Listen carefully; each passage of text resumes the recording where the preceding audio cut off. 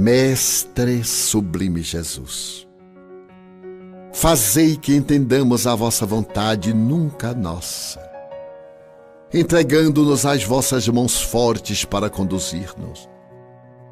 Permiti que possamos desincumbir-nos dos deveres que nos cabem, mas não conforme os nossos desejos. Lançai vosso olhar sobre nós, a fim de que tenhamos a claridade da vossa ternura e não as sombras da nossa ignorância. Abençoai os nossos propósitos de servir-vos, quando somente nos temos preocupados em utilizar do vosso santo nome para servir-nos. Envolvei-nos na santificação dos vossos projetos, de forma que sejamos vós em nós, porquanto ainda não temos condições de estar em vós.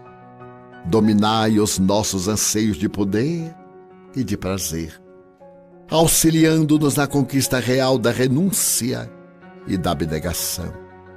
Ajudai-nos na compreensão dos nossos labores, amparando-nos em nossas dificuldades e socorrendo-nos quando mergulhados na argamassa celular. Facultai-nos a dádiva da vossa paz, de modo que a distribuamos por onde quer que nos encontremos e todos a identifiquem, compreendendo que somos vossos servidores dedicados. E porque a morte restituiu-nos a vida gloriosa para continuarmos a trajetória de iluminação, favorecei-nos com a sabedoria para o êxito da viagem de ascensão, mesmo que tenhamos de mergulhar muitas vezes nas sombras da matéria, conduzindo, porém, a bússola do vosso afável coração, apontando-nos o rumo. Senhor, intercedei junto ao Pai todo amor, por vossos irmãos da retaguarda, que somos quase todos nós, os trânsfugas do dever.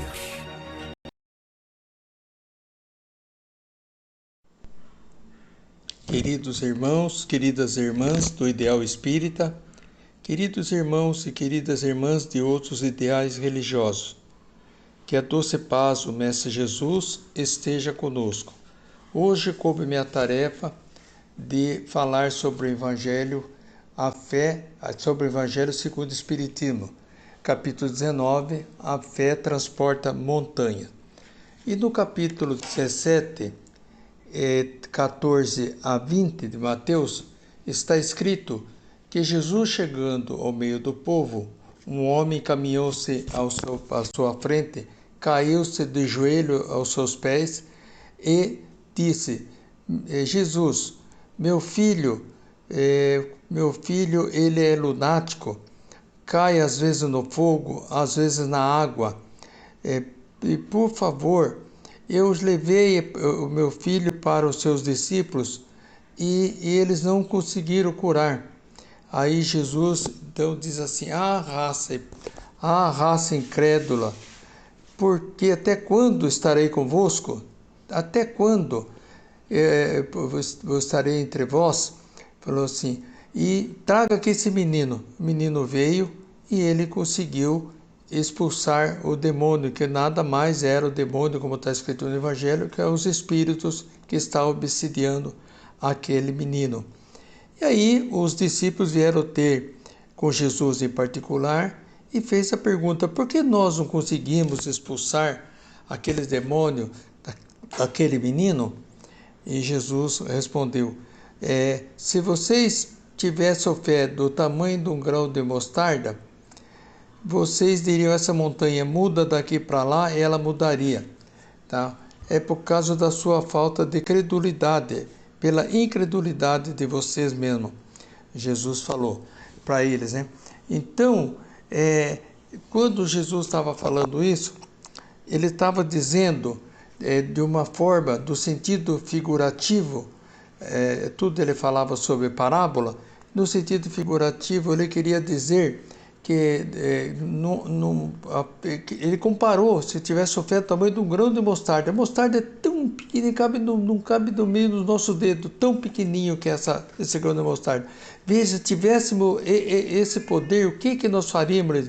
Nós poderíamos fazer muitas coisas. Ele disse que poderia nós aqui fazer tudo isso, muitas coisas que nós não podemos nem pensar o que poderíamos fazer. Todavia, por falta dessa fé. Mas então ele está nos falando aqui no sentido próprio. Ele quer dizer que essa confiança nas nossas próprias forças, ele torna o homem capaz de executar coisas materiais que não conseguiríamos fazer. Nós não conseguiríamos fazer, meus irmãos, se nós ainda duvidássemos de nós mesmos. Mas nesse sentido, Jesus aqui está falando no sentido moral. Qual é o sentido moral? O que Jesus está falando é vencer um obstáculo. Quais são os obstáculos? Os obstáculos são dessas montanhas. As montanhas que a fé desloca são as dificuldades, a má vontade, os preconceitos, a preguiça, o fanatismo e as paixões orgulhosas. Então, essas paixões orgulhosas que barram o caminho a quem trabalha pelo progresso seu e da humanidade. Mas ele nos fala, no sentido figurativo, que ele está nos falando, quando nós queremos ter fé para resolver um problema, atingir um alvo, tem que atingir, seja ele material, seja espiritual, seja moral, tem que atingir aquele alvo, eu vou conseguir. Então, essa fé dá certeza de chegar lá, de realizar uma coisa, né? Então, a lei, essa fé robusta, que dá a perseverança, que dá a energia e os recursos para que vençamos os obstáculos, assim nas pequenas quanto nas grandes. A fé vacilante, meus irmãos, resulta a incerteza e a hesitação. Resulta mesmo a hesitação. Então, por quê? Por falta dessa fé, a certeza dessa fé. Nós temos que ter a certeza de remover toda a montanha dos nossos problemas. Temos que lutar para a coisa, mas aquela força para vencer. Se nós não tivermos força para vencermos os nossos obstáculos, não vamos conseguir. Tá? Então, continuando, meus irmãos, ela fala que a fé é depositar mais confiança em Deus do que em si próprio. A gente tem que ter essa confiança, mas confia em Deus, pede a Deus e Ele nos dá. Mas as pessoas que têm essa fé, essa confiança, sabe o que acontece? Ele é calmo, é paciente, é humilde. Então, agora, tem pessoas que são presunçosos.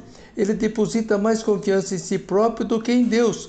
Então, ele é nervoso, é violento, é orgulhoso. Tá? Então, a presunção é menos fé do que orgulho. E o orgulho é sempre castigado, cedo ou tarde, meus irmãos, pela decepção e pelo maluco que lhes são infligidos. Agora, nós temos que falar da fé, a fé em magnetismo. A ação magnética no fluido universal, ele cura. Então, o poder da fé se demonstra, meu irmão, de modo direto e especial na ação magnética. Por intermédio da ação magnética, o homem atua sobre o fluido agente universal, modifica-lhe as qualidades e lhe dá uma impulsão, por assim dizer, irresistível. Nós sabemos que Kardec estudou magnetismo por 30 anos. Então, tem pessoas que têm, todos nós conseguimos. Tá? Agora, a fé religiosa, ela é raciocinada, examina tudo apoia-se nos fatos e na lógica. Ela tem que ser a fé raciocinada. Faz crentes por terem certeza, tem certeza. Agora, a fé cega, meus irmãos, nada examina, aceita sem verificação, pode chegar ao fanatismo. Mas nós estudamos que a fé inabalável só é a que pode encarar de frente a razão em todas as épocas da humanidade. Mas qual é a origem da fé? A causa, por que nós não temos fé? Por descaso, por orgulho, ou temor de nós termos que mudar de hábito. A falta de progresso é a falta de progresso interior. Educação, o que é esse progresso interior? De vidas anteriores. Você não aproveitou o momento que você esteve encarnado no planeta Terra. Então, não tem progresso nenhum. Mas a causa daquelas pessoas que têm muita fé é a intuição de vidas anteriores. Você tem aquela intuição que já viveu. A presença do progresso anterior é a educação feita, né? Então, a fé se adquire e ninguém há, meus irmãos, que esteja impedido de possuí-la, mesmo entre os mais refratários. Então, qual é a base da fé, meus irmãos? É a inteligência perfeita daquilo que se deve crer. Você tem que crer porque para crer não basta ver, meus irmãos, é preciso, sobretudo, compreender a fé. Por isso que nós temos que estudar muito o livro dos médiuns. A fé nas verdades espirituais. Como deve proceder quem deseja possuir a fé? Esperar para ser por ela procurada? Será? Ou sair para procurá-la? Não. A fé que compete, não é a fé que compete nos procurar. É nós que devemos procurá-la, ir-lhe ao encontro, e se buscarmos sinceramente, o senhor pode ter certeza, não deixaremos de encontrá-la. Então, agora, nesse momento, meus irmãos, nós vamos falar também da parábola da figueira. Jesus, saindo com os discípulos, ele viu a figueira que não tinha fruto, olhou nela e falou assim, que ninguém coma desse fruto. No outro dia, os discípulos encontraram a figueira seca. O que Jesus queria ensinar com esse ensinamento da figueira? O que ele queria ensinar? Ele tinha certeza absoluta que aquela figueira não ia dar fruto. Então, ele, aproveitando aquele momento, ele estava pregando ali, e eles iam perguntar, ué, amaldiçaste, ontem amaldiçaste essa figueira, hoje ela está seca até a raiz. Mas o que será que Jesus queria ensinar? Segundo Kardec, na explicação, ele nos fala que nós não sejamos como a figueira, né? Não sejamos aquela figueira seca que não dá fruto. O que representa aquilo? Essa figueira pode representar nós, os homens, sabe? Nós, os homens, que somos pessoas que não acreditamos em nada, não acreditamos em Deus, não somos maldosos, não somos bondosos, não temos a fé. Então, dando exemplo do homem, dos oradores, tem os oradores que falam, seja de que religião for, não importa, mas que falam da boca para fora, mas que não exemplifica nada, tem o brilho na palavra, aquele brilho que engana, mas que por trás de tudo isso são uma figueira seca. Tem os sistemas são sistemas ocos, que nada faz para melhorar, para fazer com que o homem mude, porque possa progredir na sua fé, na sua bondade, no seu amor. Então são ocos por dentro. E tem doutrinas carentes de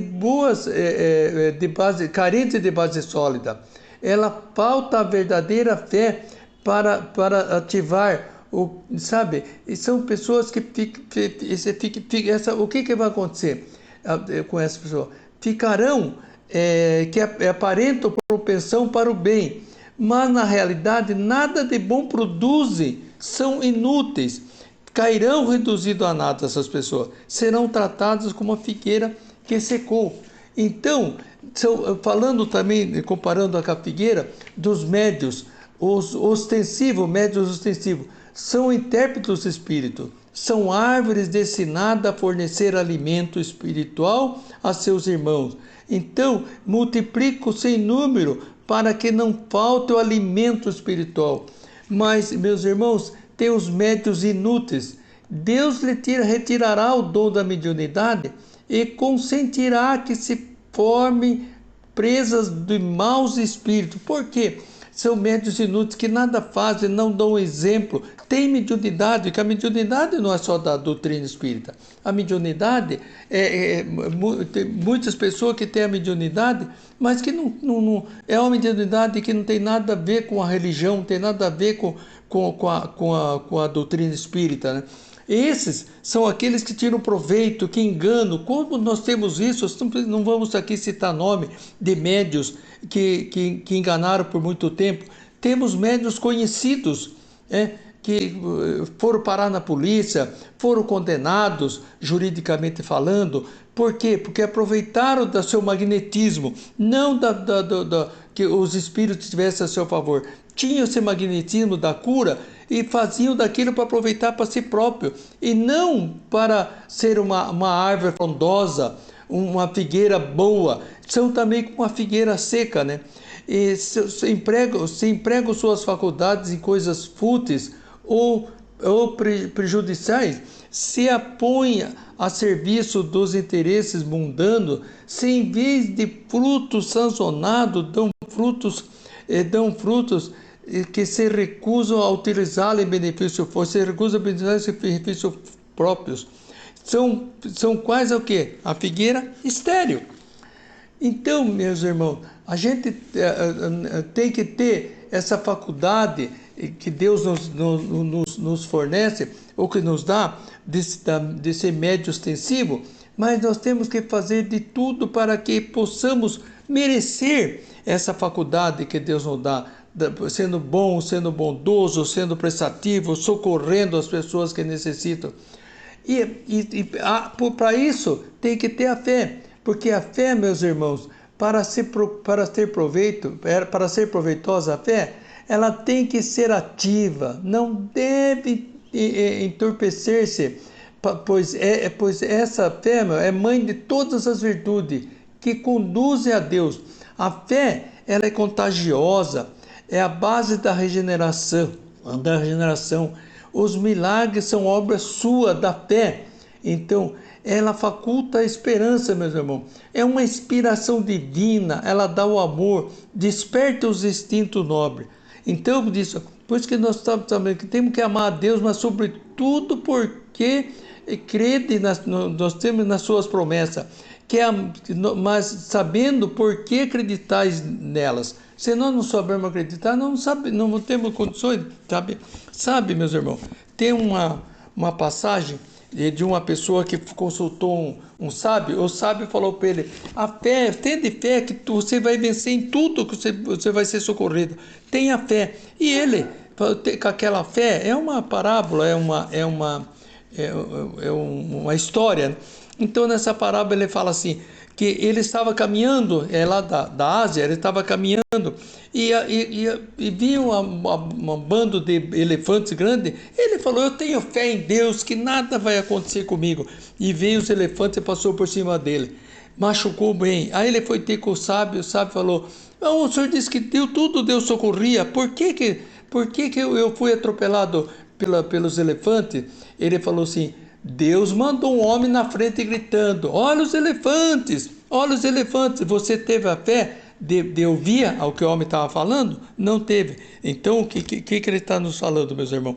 Ele tem que ter fé, mas tomando nossos cuidados, sendo perseverante, sendo a fé, se nós temos uma fé cega, não ter a fé cega, saber que a fé, ela vai nos socorrer, mas sem pensar que Deus vai nos olhar. É como uma pessoa que vai ultrapassar numa estrada de faixa dupla. Ele vai ultrapassar a faixa dupla de cara com outro lá. O que vai acontecer? Ele cometeu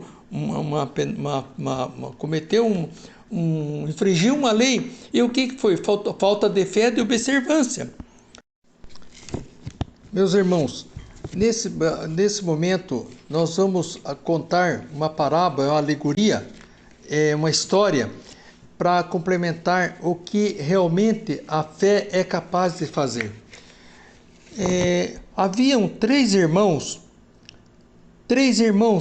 que todos os dias Eles moravam numa cidade do interior, uma cidadezinha muito pequena, poucos habitantes, e esses 3 irmãos trabalhavam na área rural.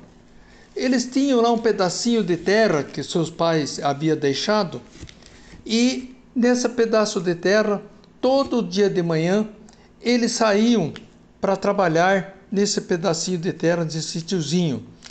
E lá chegando, os 3 levavam sua marmita, seu cafezinho. E quando chegava, trabalhava.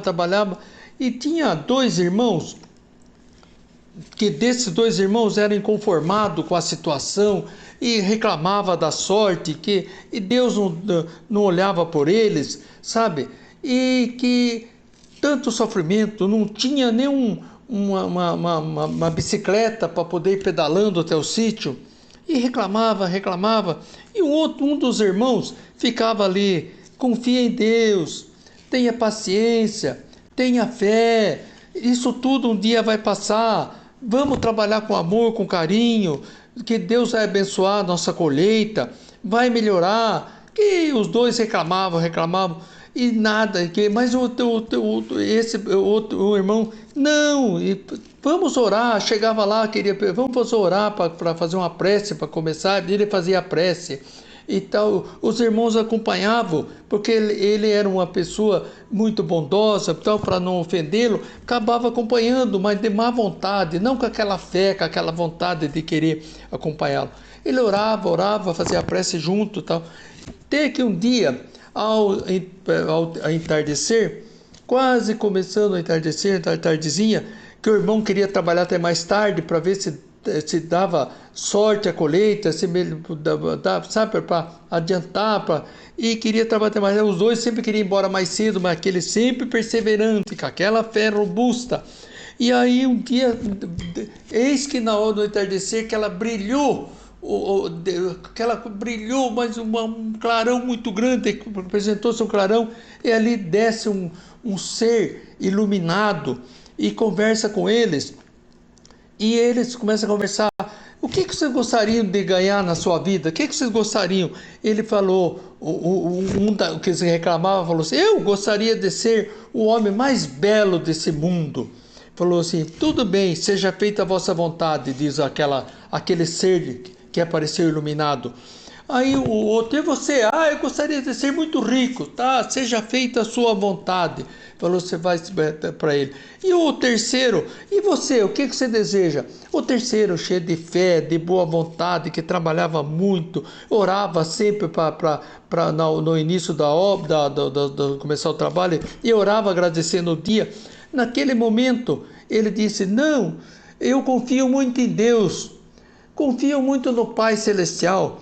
Ele sabe o que eu preciso, ele sabe o que eu necessito. Falou para aquele ser iluminado: seja feita a vossa vontade. Passou o tempo, aqueles 2 irmãos dele foram embora, sumiram. O homem ficou belo, bonito, foi embora, tornou-se um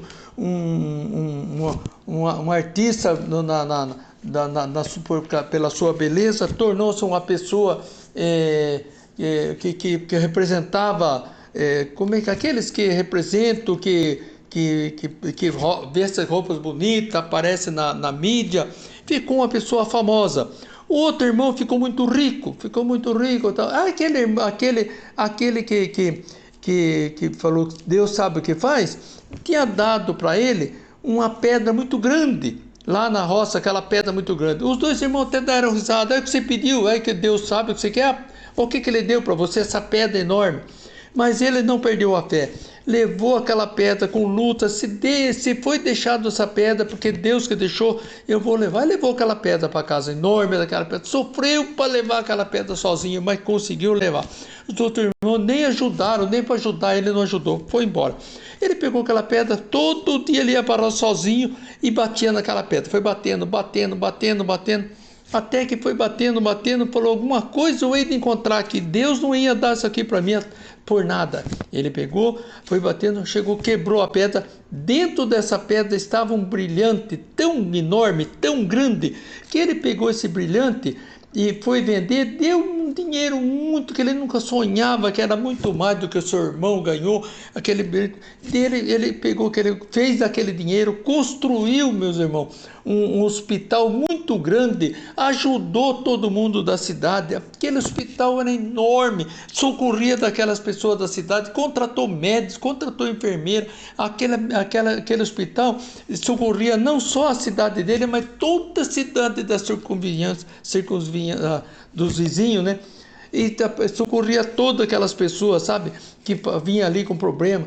E foi tão abençoado aquele hospital que ele lá no próprio hospital ele fez uma igrejinha naquele hospital, que ensinou a todo mundo, todas as pessoas, a orar a Deus, a agradecer a Deus por tudo, né, que Deus tinha dado por ele. Ele chegava, contava como é que ele conseguiu tudo aquilo lá, e todos tinham um amor comensurável por ele, pela bondade, pela sua bondade, pelo seu amor. Ele sempre pregava a fé em Deus, a fé ele falava que aquele que apareceu lá foi um anjo que foi mandado por Deus, e realmente era, né? O anjo que foi mandado por Deus, que fizeram o pedido, mas dos irmãos ele não sabia. Ele tinha notícia que aquele seu irmão era famoso pela sua beleza. O irmão que tinha ganho muito dinheiro, ele tinha noção que era muito rico. Só que os anos foram se passando, e ele só tinha notícia dos irmãos, mas não sabia onde que se encontravam. Chegou um certo dia, apareceu lá o irmão dele. Apareceu o primeiro irmão, aquele que pediu a beleza, que era um artista famoso. Chegou lá muito doente, deformado, sabe, com roupas rasgadas, parecia um andante. Ele nem conheceu o barbudo, então que ele foi conhecer. Ele acolheu aquele irmão com carinho. Puxa, chega, meu irmão. Colocou no hospital, socorreu aquele irmão dele. Demorou um pouco tempo, apareceu outro irmão que tinha ganho muito dinheiro, tinha ganho muito dinheiro. Chegou lá, que deu dinheiro, perdeu tudo. Foi que nem o filho pródigo, que acabou perdendo tudo que o pai deu, voltou para casa sem nada, ele sem nada, doente também, muito doente. Tá? Sem nada, foi lá, ele acolheu aquele irmão com carinho, botou no hospital, socorreu os irmãos, dando tudo que ele precisava para aqueles irmãos, né? Aquele irmão, que os dois que vieram, olhou ele rico, era dono do hospital, mas não cobrava nada das pessoas. Aquele dinheiro que ele guardou, soube guardar o dinheiro, soube economizar. Então era muito dinheiro que aquele brilhante deu. Ele tinha aquele juro, que com aquele dinheiro ele tocava o hospital, que ele tocava, mantinha as pessoas daquela cidade com carinho, com amor, tá? Então, meus irmãos, façamos aqui agora uma reflexão de tudo isso. A fé, ela remove montanha, sim. Essa montanha que eu falei, a montanha dos nossos defeitos, a montanha, meus irmãos, que ela recorre, essa montanha da nossa dificuldade, da má vontade, do preconceito, do fanatismo, das paixões orgulhosas. Mas essa montanha, é essa que nós temos que procurar tirar da nossa vida. Nós temos pessoas do bem, nós estudamos, meus irmãos, no capítulo 17, lá, homem de bem, ser homem de bem, homem de bondade, de amor, de solidariedade. Nós encontramos no capítulo 18, que muitos chamados, poucos escolhidos, os capítulos anteriores, que muitos são chamados, mas poucos escolhidos. Que nós possamos, meus irmãos, além de ser chamado, ser escolhido pela bondade, pelo amor, pela solidariedade, com fé no porvir do mundo melhor. Estamos agora nesse momento difícil da nossa vida, estamos passando por um momento muito, muito triste, né? Tantas mortes num planeta inteiro, meus irmãos. tanta morte no planeta inteiro, você não tem a fé? Não, vamos ter fé, vamos orar, vamos fazer as nossas vibrações, pedir a Deus, a Jesus, que esse momento passe da nossa vida, esse momento difícil, mas que nós possamos, com essa fé,